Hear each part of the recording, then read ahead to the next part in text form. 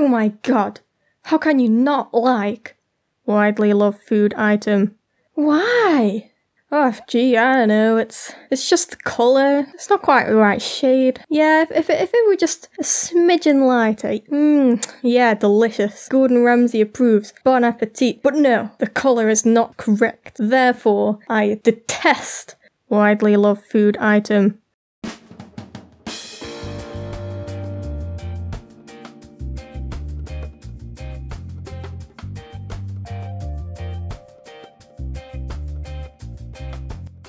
Okay, so you, who's watching the video right now, you're probably going to fall into one of two groups. Picky eaters, or people who don't understand picky eaters. And today I'm going to try to help both groups out, because giving vague advice and trying to make it apply to everybody is what I do best. So, picky eaters. What are they? Spoiled brats who eat nothing but chicken burgers for dinner and chocolate cake for tea because their parents just give them anything they want because they're such a precious little angel. Oh yeah, people like that definitely exist. Mostly children and man-children, but they're the minority. See, picky is already a negative word, so you instantly think of someone as douchey when you hear the term, and that's wrong. We're not doing it on purpose. I want to enjoy peanut butter and pie, like everybody else does, but my tongue just says no. But I'm determined to change. No, tongue. Food is supposed to be delicious, and I'm not gonna let you dictate my life choices. So if you, too, are a picky eater, let me share with you some of my methods that have helped me to enjoy food more. So step one is you have to clear your mind. You have to allow yourself to enjoy the food. I think that when you've tried so many foods and you dislike most of them, whenever you try something new, you kind of expect not to like it. So you're already in this mindset of, I don't like this, before you've even tried it. So just try to chill out and think like, hey, lots of people like this thing, so it must not be that bad. Also, following on from that, try not to set any expectations. Imagine you watch a movie expecting to have the most sophisticated, well-written plotline of its time, and it turns out to be just a silly popcorn movie. Everyone else enjoyed it, but not you, because you expected something else. Thus, your opinion on the movie is ruined forever, because you just can't get past the plot holes and badly written dialogue, even though these were never meant to be a huge focus of the film. Wow, bit of a tangent there, but you get the point. Probably.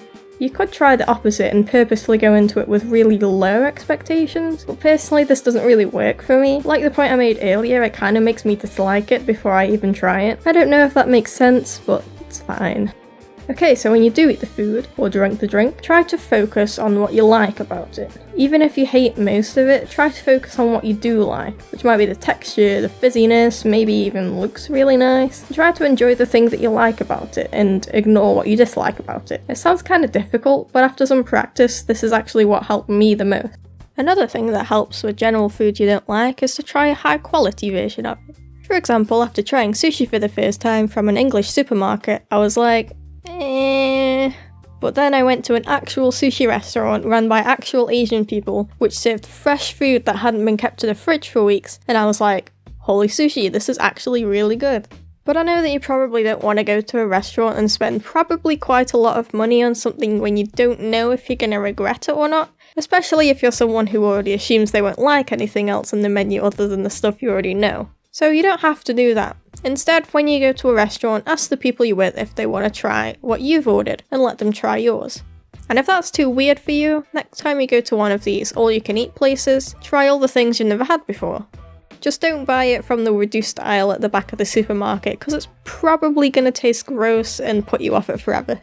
So these are the tactics that I use, and I have to say it's working out pretty well. Also, even if you're not picky, you can use these to help you get used to things that are an acquired taste, like coffee, if you want to. So I did do a little research on the subject to see if I could find any more tips or reasons why some people are more picky than others. Most of the articles were about children, which made me very offended, but it's true that your tastes do change over time and that your pickiness will start to go away. I'm an adult and I'm still a picky eater, but I definitely find myself being able to eat a wider range of foods than I used to. And I think that one of the main reasons I see myself as picky is just because I'm anxious about trying new foods, as I immediately assume that I won't like it. So don't be ashamed if you're a picky eater, unless you only eat burgers and cake, in which case you might want to get that checked out. But it's an evolutionary thing, designed to keep you away from eating things that might be dangerous. But what I want to know is why you hate pie despite knowing it's completely harmless. Get your lab coats on, cause it's time for biology with Chip. Yay! Okay, so basically the tongue has these little bumps on it called papillae?